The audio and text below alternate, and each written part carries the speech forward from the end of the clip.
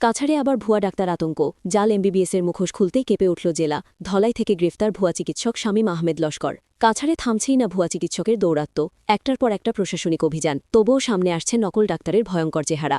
এবার ধলাইয়ের ভাগাই এলাকা থেকে পুলিশের জালে ধরা পড়ল শামীম আহমেদ লস্কর। অভিযোগ, জাল এমবিবিএস সার্টিফিকেটের জোরে বছরের পর বছর ধরে চিকিৎসা চালিয়ে আসছিল অভিযুক্ত।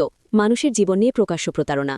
ডাক্তারের সাদা অ্যাপ্রনের আড়ালে চলছিল ভয়াবহ ছলচাতুরি। পুলিশি অভিযানের সময় উদ্ধার হয়েছে ভুয়া ডিগ্রি সহ একাধিক গুরুত্বপূর্ণ নথিপত্র। প্রশাসনের দাবি, তদন্ত এগোলে সামনে আসতে পারে আরও চাঞ্চল্যকর তথ্য। সবচেয়ে উদ্বেগের বিষয়, মাত্র কয়েক মাসে কাছাড় জেলায় গ্রেফতার হয়েছে ২০ জন ভুয়া চিকিৎসক। শহর হোক বা গ্রাম, ডাক্তারের নামেই এখন আতঙ্ক। প্রশ্ন একটাই, আর কতদিন এভাবে মানুষের জীবন নিয়ে খেলা চলবে?